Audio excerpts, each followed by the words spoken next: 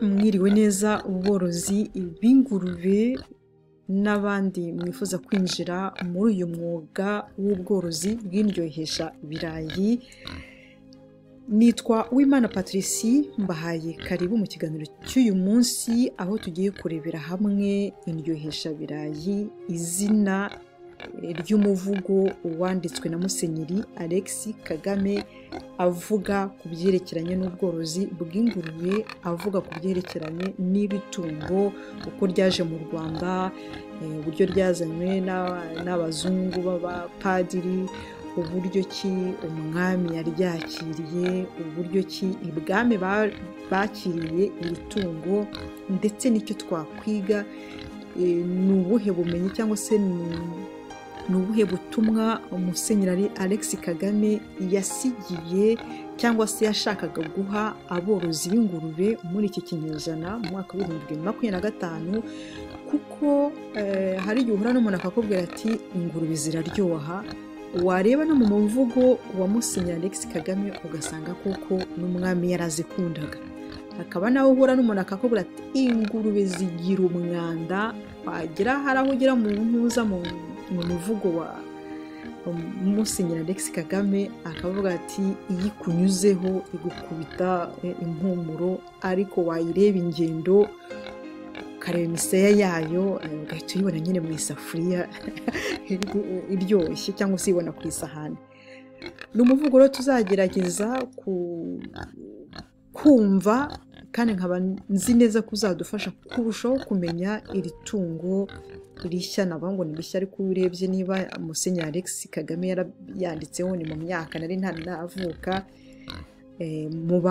Harimo muri mwebwe wenda bamaze imyaka myinshi bazi uwo muvugo, bashobora kuzagenda batwunganira, ariko inshingano zanjye ni ukugira ngo tumenye ngo ni ubuhe butumwa Musenyeri Alexis Kagame yadusigiye. Musenyeri Alexis Kagame yanditse uyu muvugo yifuza ko tuzawukoza iki? Twebwe aborozi b'ingurube ese turawuzi? Niba tuwuzi, ni iki cyanditsemo dushobora guhindura kugira ngo kidufashe mu myumvire y'iki gihe y'abantu batazi ubworozi bw'ingurube? Ni iki twakuramo noneho twashyigikira cyane kugira ngo nacyo kidufashe mu kumvisha ibyiza byo korora ingurube? Niba abapadiri barazizanye umwami akazishyigikira, ese abayobozi bacu bo niba bazishyigikira twe turabashyigikira? Tuvuge niba abumva ikinyarwanda, abumva iki kiganiro ndimo ntanga ubu ngubu, reka nkomeze wenda nko mu Rwanda no mu Burundi nabonye borora ingurube cyane, muri Kongo naho barazura, no mu bihugu byinshi cyane byo muri Afurika byorora ingurube. Niba leta ivuga iti muri gahunda ya leta harimo n'ubworozi bw'ingurube, muri gahunda ya leta harimo ubworozi bw'ingurube, nuko baba bamaze gutekereza bakabona ibyiza byo korora iryo tungo, ibyiza akamaro rizagirira abaturage. Kandi ntekereza ko baba baramaze no kugenzura uko mu bindi bihugu bagiye borora izo ngurube. Nkanjye ntuye Denmark, abenshi murabizi ni kimwe mu bihugu biza ku mwanya wa mbere ku isi mu korora ingurube. Iyo urebye uburyo bazishyizemo imbaraga ndetse bikaba n'umuco, hari ibiganiro nagiye ntanga kenshi, ugasanga ku gihe cy'iminsi mikuru, iminsi mikuru cyane cyane y'umwaka ugiye kurangira, ukwezi kwa 12 iyo gutangiye, ugasanga abantu bari kurya ingurube, ku bunani bari kurya ingurube. Iminsi mikuru ugasanga ingurube baziriye pe. Mu gihe twebwe iminsi mikuru yabaye, ahubwo tujya kureba muri supermarket kugura inkoko zavuye muri Nigeria, kugura inkoko zavuye ahantu ntazi. Hano baravuze bati niba dushaka korora ingurube reka tunazikundisha abaturage bacu, kuko ntushobora korora ikintu udakunda, ntushobora korora ikintu utarya, yo gushaka icyorora. Ariko nicyo kintu Denmark yashyizemo imbaraga cyane, noneho no kuzihindura uburyo bwo kuzirya. Nagiye ntanga ibiganiro bitandukanye, wenda nzajya nasubiramo kugira ngo turusheho kumva ibyiza byo korora ingurube n'uburyo ki ingurube zadufasha kwikura mu ntuza, kwikura mu babyita gukira, kurushaho kwiteza imbere. Najya kuvuga kwikura mu bukene nkasanga ntakennye, ni ukurushaho kwiteza imbere.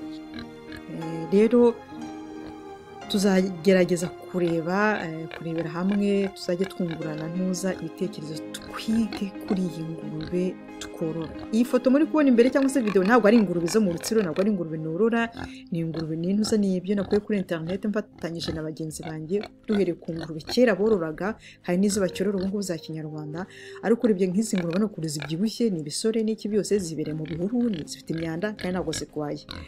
Rero indyohesha birayi yanditswe na Musenyeri Alex Kagame tuzayifashisha kugira ngo turusheho gufata ingamba, turusheho gufata imyanzuro, turusheho kumenya itungo ryorora, noneho n'ugiye kwinjira muri umwuga w'ubworozi bw'ingurube amenye ngo n'umwami burya yakundaga ingurube. Musenyeri Alex Kagame yakundaga indyohesha birayi.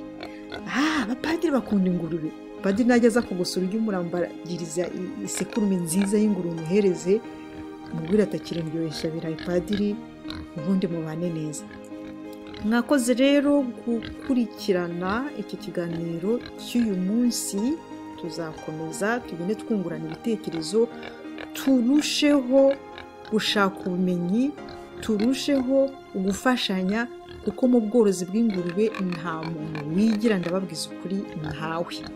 Umuntu ashobora kuba azi nk'ikinono cy'ingurube, akizi neza, yazi kugiteka mu isombe, ariko atazi kuba mbese iyi ngurube iri kugenda icumbagira biba byagenze bite. Ashobora kubona ingurube y'icumbagira akagira ngo yavunitse, kandi wenda ari indwara zindi zitandukanye. Abantu batangiye korora kera kenshi baba baturusha ubumenyi, rero bajye batwegera rwose, bafata umwanya, batinyuke, batugira inama, kuko hari igihe njya mbona ku mbuga zimwe na zimwe umuntu yandika ati mwaramutse borozi duhuje umwuga, mfite ingurube yashinje ubwoya, ngo cwe urubuga rurenzaho abantu 10.